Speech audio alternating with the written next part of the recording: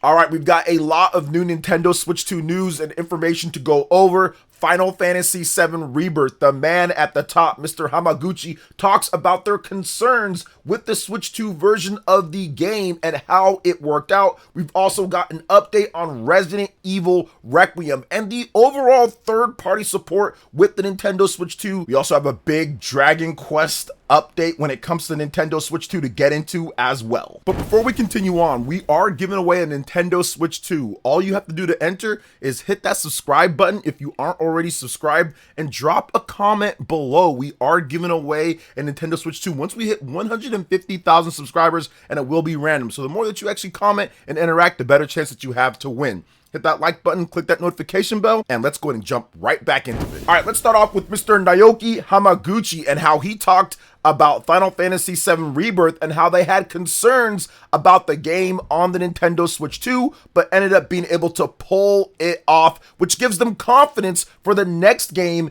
in the trilogy and the final one with Final Fantasy VII Remake Part 3. Quote, "To be honest, I did have concerns. Compared to Remake, Rebirth is more open with a much larger scale of fields and heavier processing loads. At first, we were very cognizant of the questions surrounding whether we could truly make the experience work on the Switch 2, which assumes handheld play, which is a big kicker in there. Let me just go ahead and add in here before I finish off, because in order to get things working on Switch 2, it's not just about doing the dock play, which gives you higher clock speeds and more processing when it's docked. You also have to make sure that it plays good handheld play as well, which does, I would say, make things a bit more complicated when porting games over to the Switch 2. All right, he continues on saying, as development progressed, however, we were able to gain confidence in how much we could achieve with the right amount of ingenuity and leveraged the optimization insights we gained through Remake as we reassessed our rendering techniques, lighting, and background streaming for Rebirth.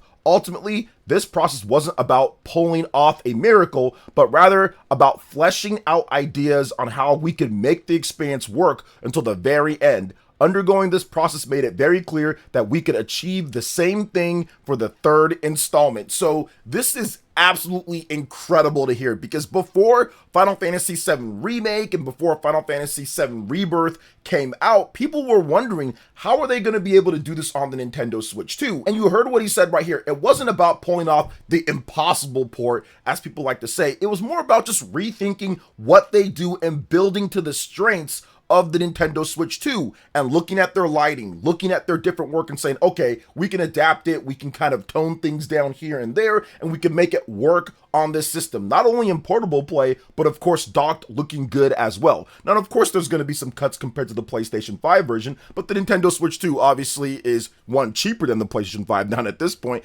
and you can take it anywhere that you want. It runs on a very low wattage compared to a very high wattage system like the PlayStation 5. So the fact that they're able to take all of this game and squeeze it into the palms of your hand when it comes to gameplay is very impressive, because I've played the game now. I've put an hour plus, or about an hour, into the game so far, and I've watched videos of people playing it, even in the open world areas, and yes, it looks good. Now, there is some pop-in, and it's not the final version of the game. They still have till June. There's a demo that's out right now, so there might be some more refinements, but so far from what they've showed here, it's pretty impressive, all things considered. Handheld play and docked. So I'm looking forward to seeing what they're going to do with Remake Part 3. Obviously, Remake Part 3 probably isn't going to be a massive visual leap over FF7 Rebirth on the PlayStation 5, at least for PS5. I'm pretty sure there'll be like a PS6 version of this game when PS6 comes out. They'll probably port it or do something like that. And of course, if you have a big PC, it'll look great, but they're going to be able to get it done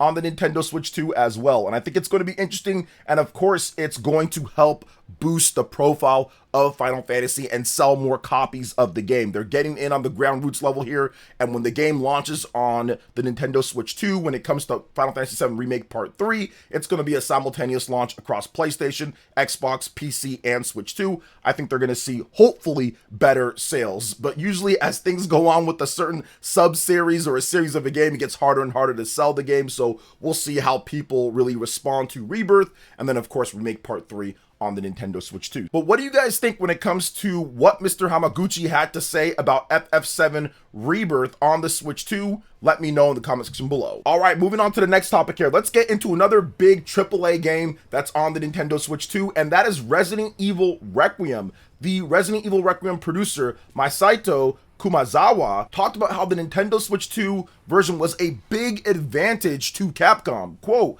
"I think it was a big advantage that we were able to offer it in a portable format, making it easily accessible to people who didn't own a PlayStation 5 or a high-performance PC. We also released the Switch 2 version of Resident Evil 7 and Resident Evil Village, and it seems quite a few people have started playing Resident Evil 7 first and then continued on to the latest installment, Requiem. It's wonderful to see that people who are interested in the game but didn't have a way to play it have entered the world of Resident Evil thanks to the Switch 2 version." So one of the things here that I think is interesting to kind of note with all of this is that he's probably talking more about Japan than anything. He didn't mention Xbox, although Xbox is obviously the most prevalent when it comes to the US base. So he's probably talking more about Japan because it's high performance PC or it's a PlayStation 5. And in Japan, when it comes to console gaming is still at the top. And usually Nintendo's at the top for the last couple of generations between the Nintendo 3DS,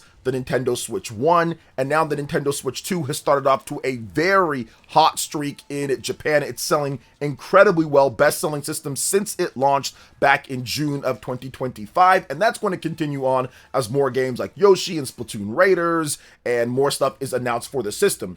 But I think that was super important. That was the big thing because in Japan, you see that shift because there's a lot of people in Japan that don't have a PlayStation 5. And then you also have to look at the price hikes too that has happened with PlayStation 5 in Japan. They were able to get a cheaper Japan only language model, but I think it's still more expensive than what Nintendo's offering with the Japan language only model for the Nintendo Switch 2. And there's still tons of people with the Nintendo Switch 1, which still outsells the PlayStation 5 in Japan multiple weeks. So I do think that it was very important for big Japanese developers like Capcom and Square Enix to get on with the Nintendo Switch 2 as fast as possible, and that's why you're seeing all of these big AAA games within the first year of the Switch 2's release, whereas with the Nintendo Switch 1, they were not confident at all in the platform, so you did not see a lot of the big Japanese AAA games. They were waiting, they were pointing over smaller titles, old school games. They didn't really get their best on the system. Now, of course, the Switch 2 is more capable, it's a better system, so they were able to actually port over some of their bigger games that were on PlayStation 4, or even some of the games that were PS5 or current gen type of exclusives. So I do think that it shows them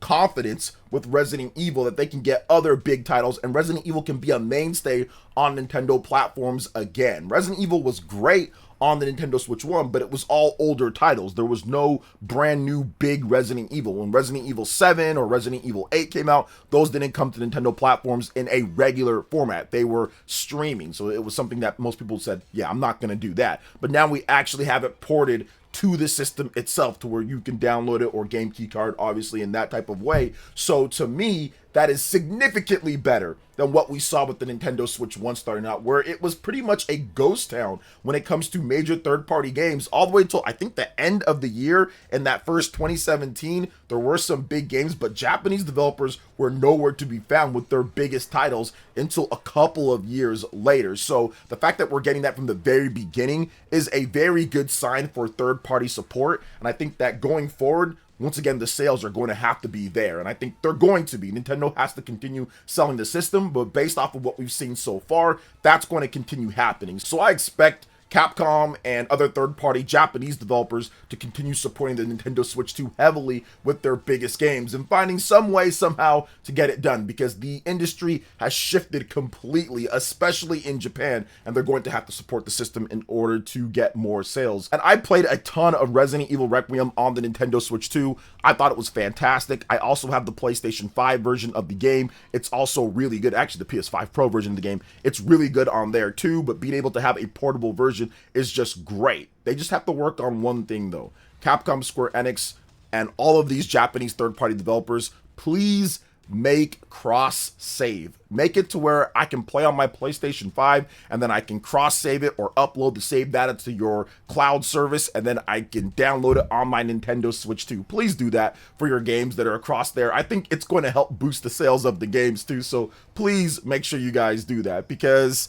I just want to be able to play it on my PlayStation 5, PS5 Pro when it comes to like TV, and then play it portable on my Nintendo Switch too. I think it's fun to be able to have that option. So I hope they do that. Ubisoft does that with their games, so I hope that they do that with their games going forward in the future. But what do you guys think when it comes to all the stuff here with third-party developers, Resident Evil Requiem, and Square Enix here? Let me know in the comment section below. Okay, so the final bit of news, we have to discuss what's going on with Dragon Quest XI-S Echoes of an Elusive Age Definitive Edition. It looks like the game is headed for an official port on the Nintendo Switch 2. Despite the game, yes, it's backwards compatible from the Nintendo Switch 1 on Nintendo Switch 2, and you can have it in boost mode, and it's okay there.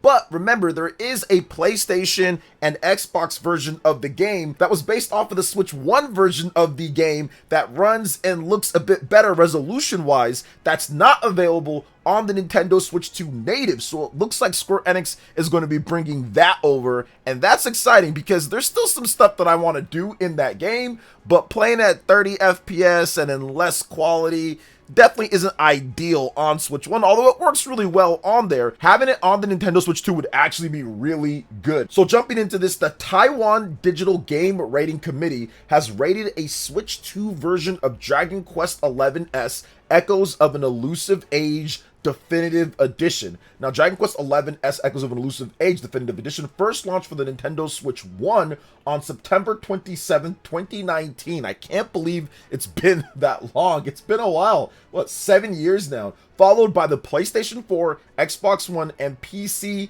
via Steam and Microsoft Store on December 4th, 2020. It is an enhanced version of Dragon Quest XI Echoes of an Elusive Age, which originally launched on the Nintendo 3DS and the PlayStation 4 back in 2017. So you guys are seeing the rating here. Here is an overview of the game. This is the Ultimate Edition of the latest major entry in the legendary RPG series. Although, yes, we do know that Dragon Quest XII has already been announced years ago, and Square Enix is set to talk about that game more at some point. We don't have a time frame. Now, the definitive edition of Dragon Quest XI-S includes all of the content from the original release of the acclaimed Dragon Quest XI and adds extra character-specific scenarios, the choice of playing with the original soundtrack or a grand orchestral version of the music, the ability to switch between 2D and 3D graphic modes, a Japanese voice acting option, and much more. Embark upon an epic adventure as the Luminary, the chosen one in a world that vows to hunt him down. The Luminary and his unique band of loyal companions work together to survive an onslaught of ne'er-do-wells and overthrow the dark forces that plot to plunge the world of Adrea into chaos. Explore the massive world of Dragon Quest and awaken your power in this can't-miss adventure. So this definitely makes sense. And the reason why I say that it makes sense is because Square Enix has been dumping so much stuff on the Nintendo Switch 2 and high quality ports, high quality games. Dragon Quest XI-S is fantastic on the Nintendo Switch 1, but the Switch 2 could bring it up to 60 frames per second, get better resolution going, have faster loading. There's a lot of things that I would love to see in this Switch 2 version of the game, and it just makes sense for Square Enix when it comes to money-wise. They've been bringing back remakes and ports of Dragon Quest games. Just makes sense to bring this one too, as the Nintendo Switch 2 is the hottest system in Japan. We've been getting Final Fantasy news, we've been getting Dragon Quest news with old games, Dragon Quest 3 HD 2D Remake, Dragon Quest 1 and 2 HD 2D Remake, those were fantastic, Dragon Quest 7 Reimagined, all of those have sold great on Nintendo Switch hardware, so them bringing this one over, that's just something that I would like to see, because once again, it is a little bit crusty on the Nintendo Switch 1, and I didn't do every single thing that I could possibly do in the game, but I think that the faster loading times would definitely be a benefit, because the Switch 1 version, it's okay, like I said, it's not bad at all, but having that faster loading time that you can get with the Nintendo Switch 2, and of course the increased resolution, because it is portable mode at least, resolution is not great. That's the Unreal Engine 4 game. It was actually rebuilt within Unreal Engine 4 specifically for the Nintendo Switch 1, and they did the best that they could, but having it at 1080p 60 frames per second portable, then maybe 4K 60 frames per second docked, and also having all the extra modes that they put in there, that would be phenomenal for this game. It would be really good because it looked great and played great